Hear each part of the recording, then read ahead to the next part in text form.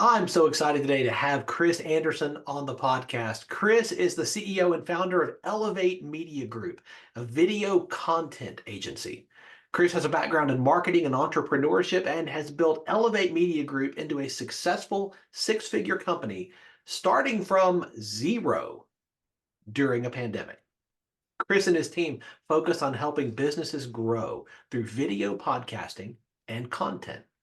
Chris is also the host of the Elevate Media podcast, where for over 340 episodes now, he interviews successful entrepreneurs and industry experts to share their insights and experiences with listeners. Through his podcast, Chris aims to help his audience learn from the successes and the failures of others and apply those lessons to their businesses. The show has reached the ranks of the top 1.5% globally listened to podcasts and is charted in the top 25 for entrepreneurship and the top 50 for marketing. Chris, I'm so glad you're here. Thanks for being on the show. Thanks so much for having me. I appreciate it. Look forward to this conversation. Welcome to Catalytic Leadership, the podcast designed to help leaders intentionally grow and thrive. Here is your host, author, and leadership and executive coach, Dr. William Attaway.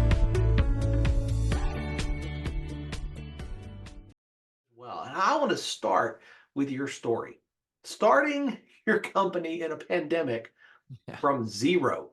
I would love to start with how you did that and kind of where you started. How did you step into this leadership place you're in today? Yeah, it's crazy. And, I had no background, no experience with business, entrepreneurship, marketing in general. When I started, I was an athletic trainer prior to Nice. quitting that job to go all in on myself and build a life that I love. And I didn't know what I was going to do when I first quit my job. Video. So I had the podcast since 2019. And then 2020 came around and I was like, I think I can start a business. I think I can do it, just knowing myself and knowing what's possible out there. But I have no idea what that is going to be. And, really just kind of faith is a big part of my journey and my story. And, just kind of leaned into that and leaned into where I was guided and directed. And, things started happening.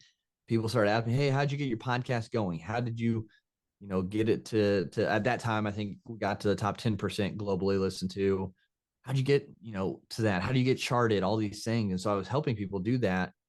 And then the technical side came in. Hey, how do you edit your podcast? How do you edit content from your podcast? And so that was like the moment where I was like, well, I quit my job. I need some money. Okay, let's lean into it. People are asking for it. And so I built some stuff out there, some packages, and I didn't want to do that. I didn't want to do the technical side of things, but at the time we were using our savings and on some things, and it was just, I had to, do what you had to do to survive kind of thing. Yeah.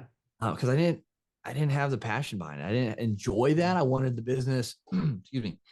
I wanted the business side. I wanted what it could build for, me and my family and how it could support others, but I didn't like the technical side of things. It wasn't until I shifted my perspective on what we were doing with the technical side that it really changed, the trajectory and speed of things.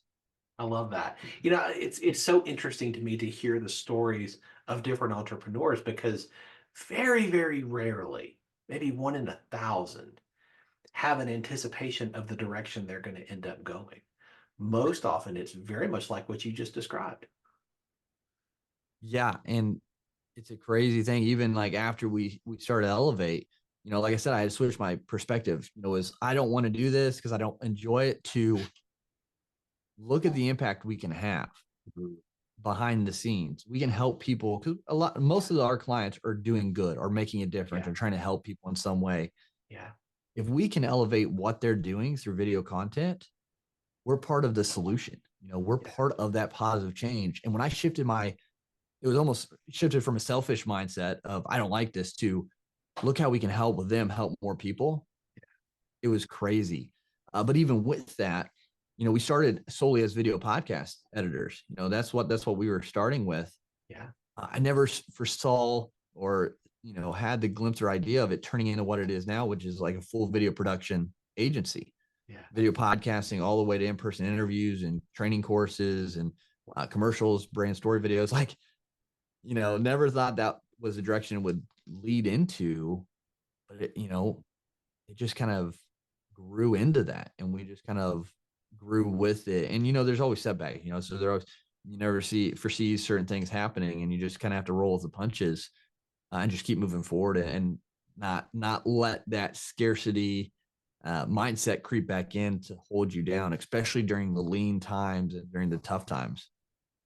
So why do you believe businesses should step into video podcasting? Why is this the way for a business to elevate going into the days ahead? Yeah, and obviously there's a lot of way to market, but video really, with where we are right now in technology, with AI, on social media, everything, there's a more important reason for it, and that's to build trust. Because everyone's online now, right? They can see static posts, they can see images, and now we have AI who can create images, and soon going to be able to create videos for people as well, through the new Sora thing they're going to be launching through ChatGPT, or an open source, which is crazy. We are going to need more video to have the transparency and trust to build, especially regardless, B2B and B2C. People are going to see you and I for real people on screen, and it's going to be able to build a trust versus, and there's a place for it, but versus people who are creating AI images or AI video. Even though it'll look really good, there'll still be some sort of disconnect there. And they're not going to be able to recreate interviews like this, where, it's candid, it's conversation, it's real. And so being able to have that within your brand to build loyalty, to build that trust, to have that transparency and realness now, which is crazy to think about. That we're in this time, it's going to be so impactful for your business that people are going to want more human connection, and this is going to be the best way to do it online, because it is, going to be oversaturated with all the AI fakes and things of that nature. Yeah, I go back to the old formula, right? You do business with people that you know, like, and trust. Right. And how do you know, like, and trust an AI avatar? Right. Yeah. And I think we're going to get to the point where live streaming online is going to be huge for brands as well. Because again, it's going to build that connection and that relationship more. You're going to be able to interact. And I know it'll probably get to the point where you'll have an AI video chat bot that can probably respond to questions. But I mean, until then, I think live stream is going to be a big separator for people at a high level in the days and years ahead, just because of that. Because you can then, again, it's a different medium to go and ask your question and get it, responded to by an actual person. So I think brands and businesses are going to utilize that to stand out as well. I can resonate with that just from my own experience, Chris. Almost a year ago now, I started leveraging LinkedIn's live events, right? And so once a month I do a webinar there, and people register for those. And it's a rare event that I don't have 150 or more people register for.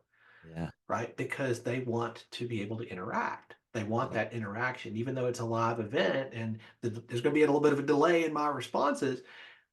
It's something that they lean into. They're interested in.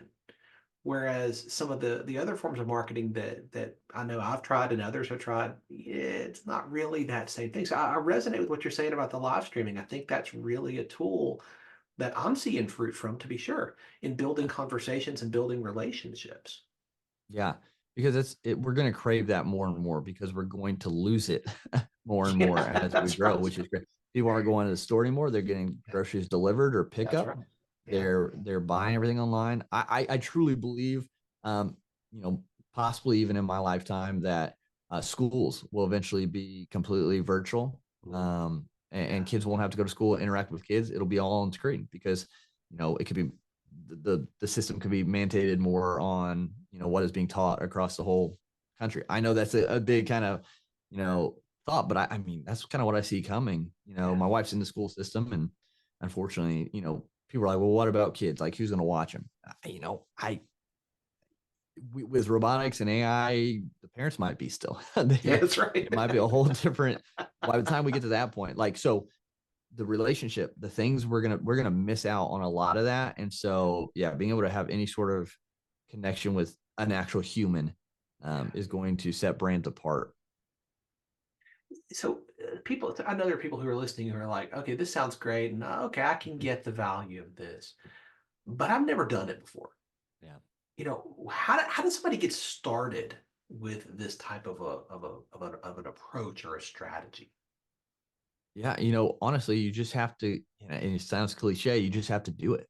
Yeah. You just have to take that step. And a lot of times that's the hardest one because, for me, especially like I want to show up as well as best I can and provide value. And so even personally on my personal brand, like I get an internal kickback still to go out and just record with my phone. Yeah. Maybe something just happened and I have a moment where I thought, and instead I want to make it, because I care about, putting the time and effort into it for the people who are watching it, because I want to show them that I care about their time. But, just doing it, just getting it out there, adding the value where you can, getting that connection. And it can start with your phone, your smartphone. It's a powerful device.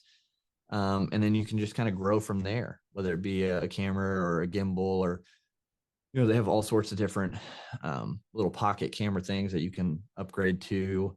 But just starting, get a phone, make sure your lighting's well, get maybe a clip-on mic that you can use for audio to make sure it sounds the best you can. But it's a low investment to start, and you just kind of have to get it and kind of figure it out along the way. Or of course, you can reach out to us, and we do consulting with things like that. But just going out there and testing the waters and figuring out how your brand fits within it. Like, your brand, is it going to be super professional? Is it going to be one that goes and leaves pizza reviews and shows you trying the pizza?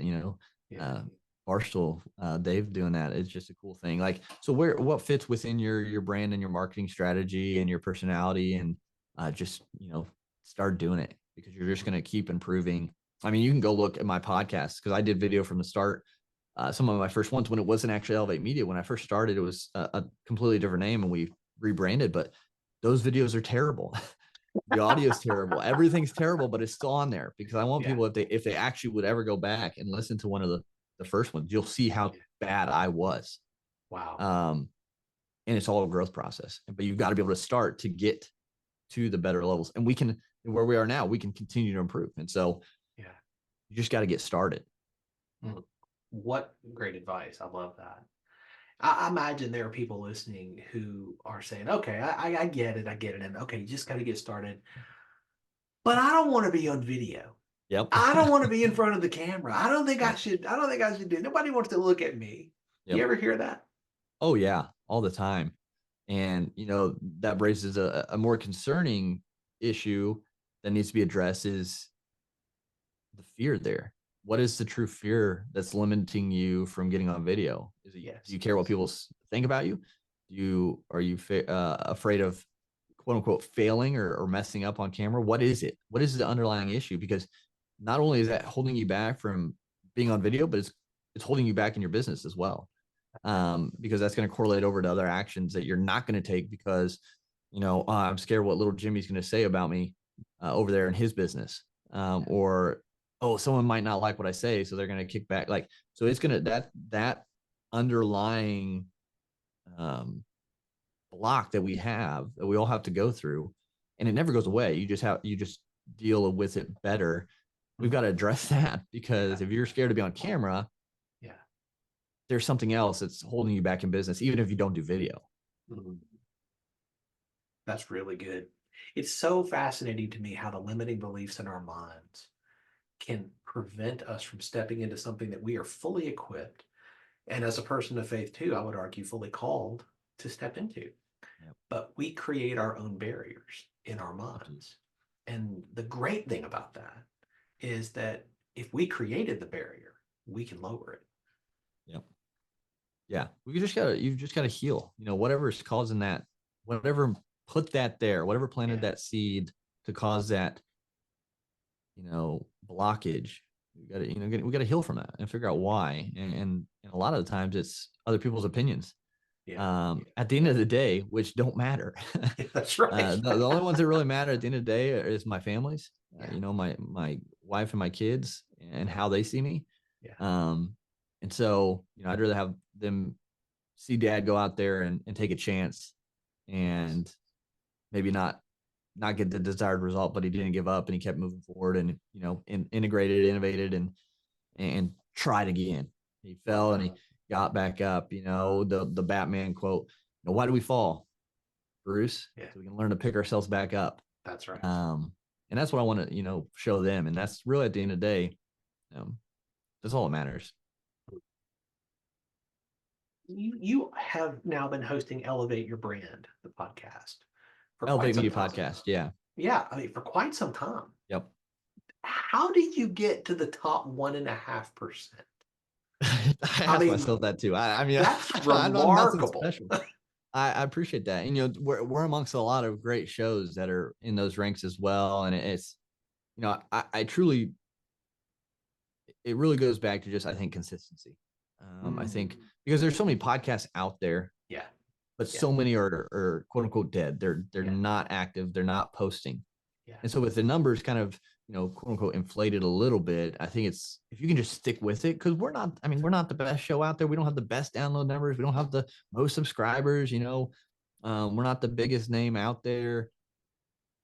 But I think if you can just be consistent and show up for your audience and build a solid audience, and just help, I think you can get there.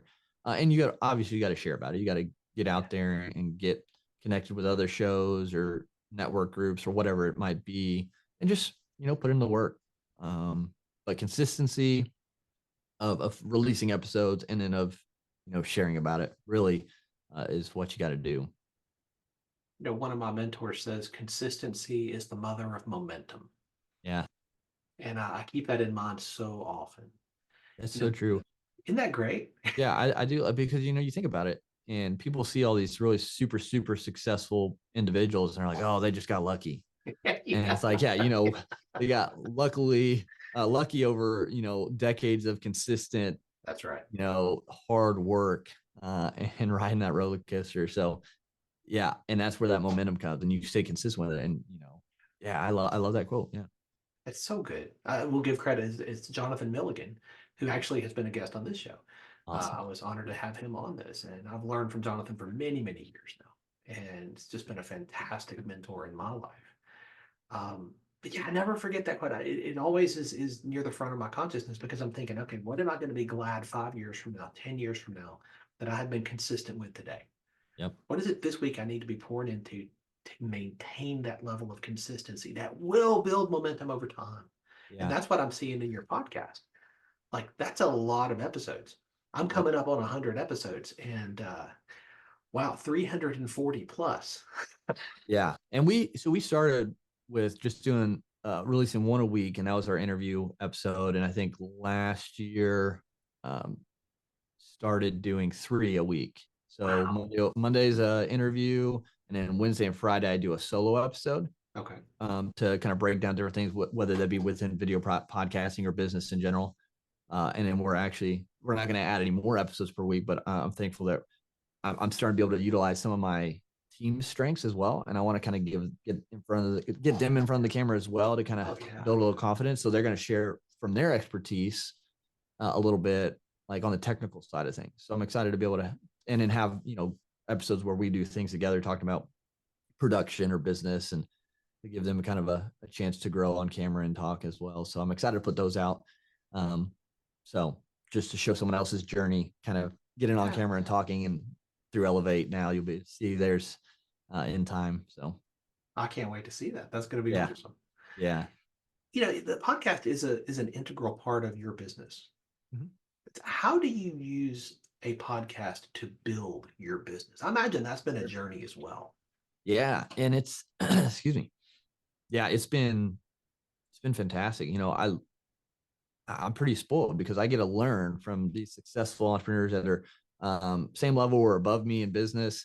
Yeah. So I get to learn, for free with that, but I also get the opportunity to make money from the show. Now, when I say that, we're not making thousands and thousands of dollars per episode or anything like that. And we do charge, and I know this is can be a tough subject for some people in the podcasting world. I've had people say, "Oh, you shouldn't charge. It's a terrible thing." Blah, blah, blah. And I'm like, well, listen, we built this show. We built this brand. We're at where we're at from our hard work. Right. And Right. so if you're reaching out to me and you're paying a PR company to reach out to me, Mm. what's in it for the host? Because most like those guests are going to come on, share value, which is great. That's awesome. But then they're going to pitch them and themselves and things of that nature, which I'm fine with as well. I always give them an opportunity. Yeah. So it's like, so if we're going to use that, you're paying PR people already to expand your brand and name. So we charge a small amount.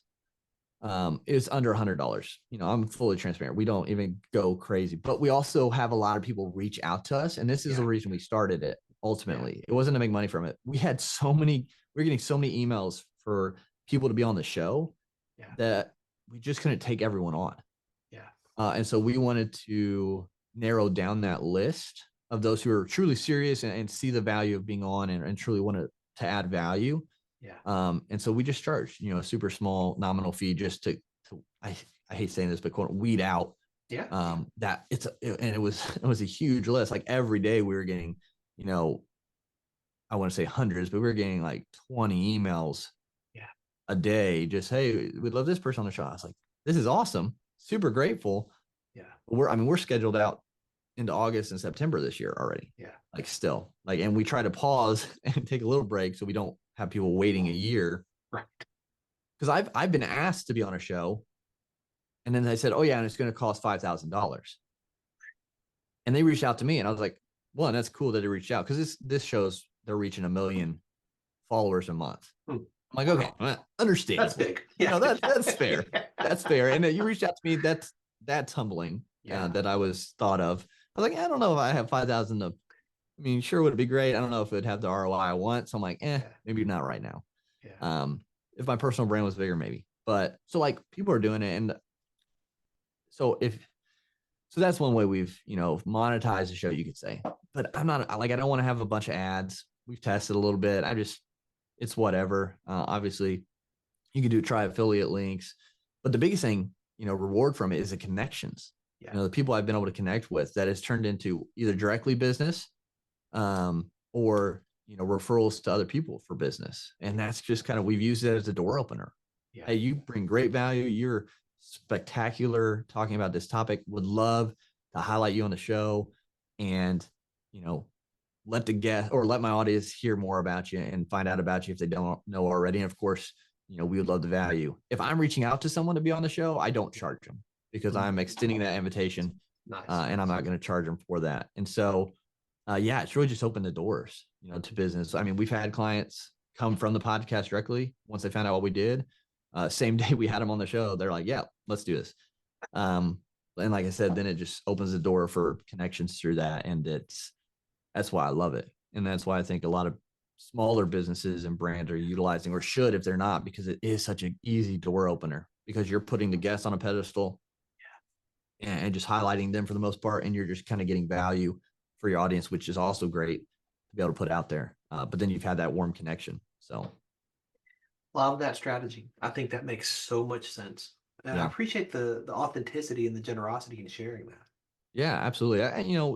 I try to be as transparent as I can, because I just want people to win. I want people to understand what goes into things and what kind of happens behind the scenes some. And, that's why I talk about profit margins, and things of that, like, and just try to be open about it, because, and especially the hard times, because a lot of people, we don't see that on social media, but like, that's right. It's simple, but it's hard. Yeah, that's right. It's not going to be a walk in the park, really. And those who show it as that, I kind of take a second look.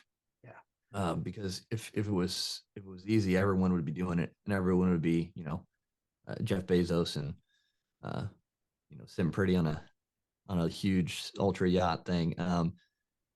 But yeah, I just try to do my best to be transparent and open to it. And I think it's what's helped me also, make good connections because of that. I mean, we got asked to come help Apple at the NBA All-Stars just this last weekend, do video production.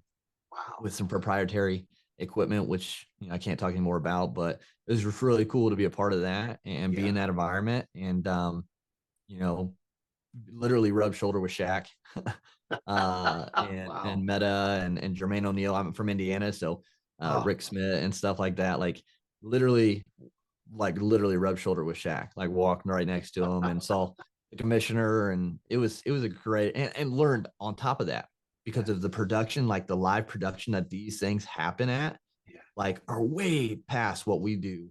And are completely different as well. And so just being able to learn in different industries, like what they do and how that setup is, was insane and such a cool experience that we got to be a part of. And that it was here in our hometown was really awesome too. But it just comes from building those relationships and being open and transparent and just saying like, you know, we're just here to learn and help. And, you know, that's the best we can do.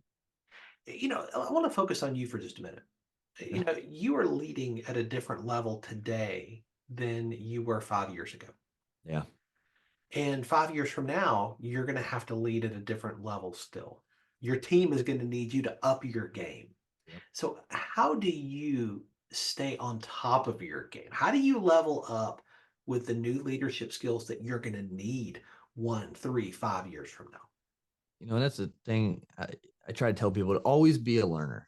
You know, we're never at our best spot. We can always improve. Yes. You know, whether that be physically, mentally, emotionally, spiritually, whatever it is.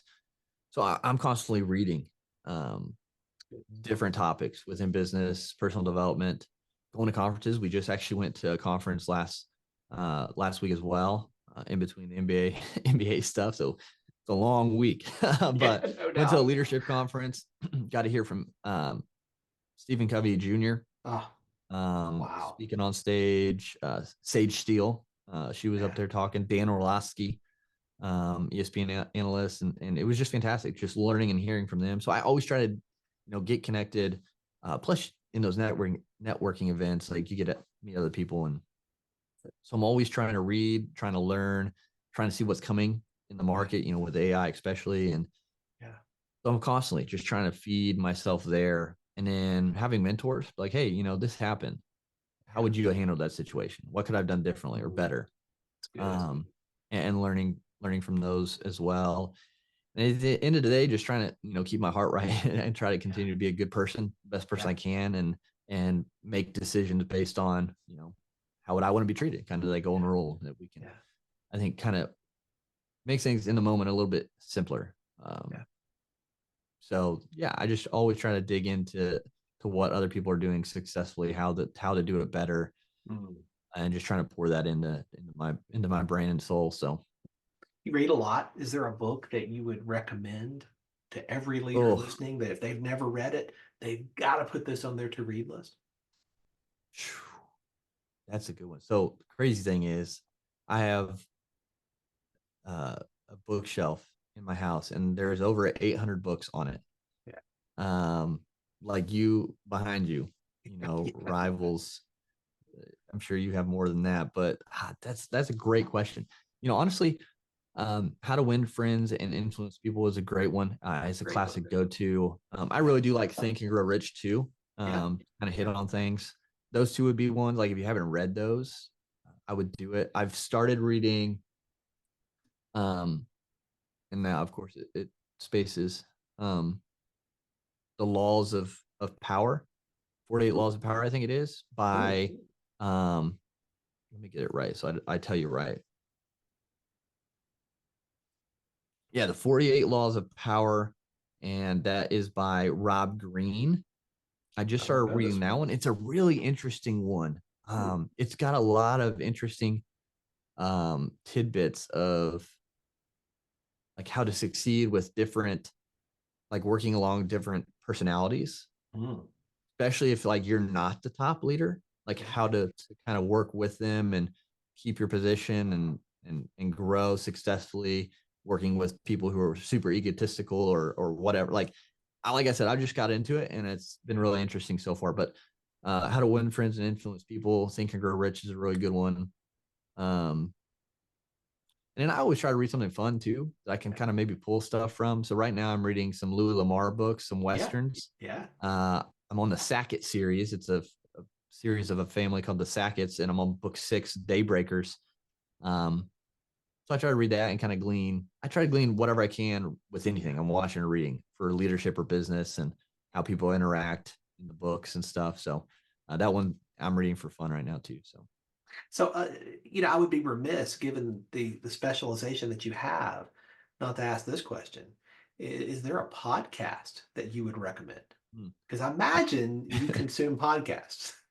Yeah. The Elevate Media Podcast with Chris Anderson. No, Yes, I've heard of that one. I've heard that's in the top 1.5%. But no, in all seriousness, Lewis Howe's School of Greatness. Mhm. He's done over like 1,200 episodes or something like that. He's the reason I got into podcasting. Wow. The reason I got into even thinking about starting a business. He's on my, bucket list, my guest bucket list, to be on his show, to have him on my show. So Lewis, if you're listening to this, let's connect. The School of Greatness is awesome. Because it kind of spans the same kind of thing: personal development, some business development. It's just really positive, uplifting show. So I really recommend that one. Obviously, you got like Ed Milet show is another good one. Jocko Willink's podcast, if you're really for some hardcore leadership, is good. I'm trying to think one outside of leadership.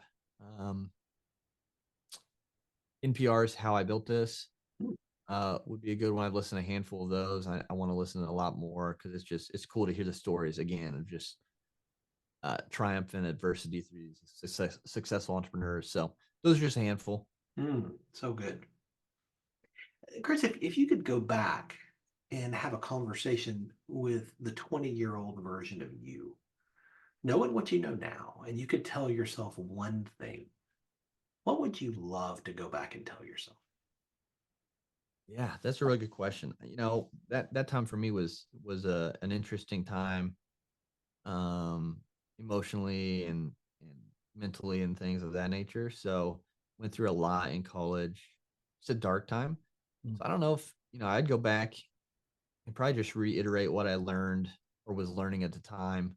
You know, you're worthy. You're good enough, with who you are, and don't tie yourself or connect yourself specifically to some title, whatever that might be the world puts on us, or whether it be your job or you're in a sport or whatever.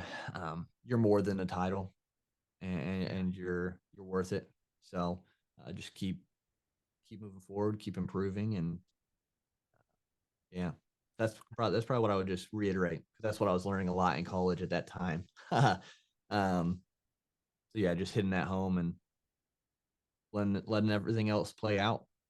I talk to a lot of people, and there are people who are not just in their 20s who need to hear that. Yeah, There are people in their sure. 40s, their 50s, their 60s, really every decade, Yep. who haven't yet grabbed onto that. Yeah, because your story matters, and that's the crazy Yeah, thing. Like, we're all here for a purpose, and your story truly does matter. As long as you're living into your purpose and not playing small, yes, there are people out there waiting yeah, for you. that's right. They don't know it, but your story and what you've been through and what you've done is going to change their life. Mm, And if we can change one person's life, and that was it, for the positive, that's worth it. And yeah. so everyone's story matters. You're worth it out there, and yeah, don't play small. Mm, We don't mm, live forever, and you know, I'd rather, like they said, the graveyard is the richest place on earth because there's so many dreams of when and died there. So don't take it there. You know, play big, take some risks, bet on yourself, and just keep improving. Chris, this has been so fascinating and so helpful for me, and I know with so many of our listeners. I know people are going to want to stay connected to you and continue to learn from you. What is the best way for them to do that? Sure. I mean, if you're looking to listen in, obviously the Elevate Media Podcast, anywhere you get your podcast from is great. Or if you have a question or you need to contact someone or reach out, I'm open.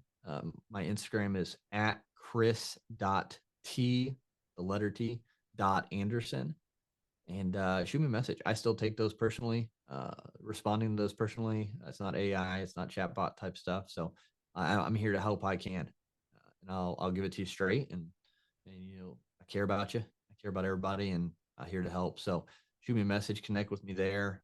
And yeah. Chris, thank you again for the generosity you've shown today. This has been just absolutely So fascinating, so helpful, so practical, and I'm grateful. Thank you for having me. I hope at least one can take value and elevate their lives through this. Thanks for joining me for this episode today. As we wrap up, I'd love for you to do two things. First, subscribe to this podcast so you don't miss an episode. And if you find value here, I'd love it if you would rate it and review it. That really does make a difference in helping other people to discover this podcast. Second, if you don't have a copy of my newest book, Catalytic Leadership, I'd love to put a copy in your hands. If you go to catalyticleadershipbook.com, you can get a copy for free. Just pay the shipping so I can get it to you, and we'll get one right out. My goal is to put this into the hands of as many leaders as possible. This book captures principles that I've learned in 20 plus years of coaching leaders in the entrepreneurial space, in business, government, nonprofits, education, and the local church. You can also connect with me on LinkedIn to keep up with what I'm currently learning and thinking about. And if you're ready to take a next step with a coach to help you intentionally grow and thrive as a leader, I'd be honored to help you. Just go to catalyticleadership.net to book a call with me. Stay tuned for our next episode next week. Until then, as always, leaders, choose to be catalytic. Thanks for listening to Catalytic Leadership with Dr. William Attaway. Be sure to subscribe wherever you listen to podcasts so you don't miss the next episode. Want more? Go to catalyticleadership.net.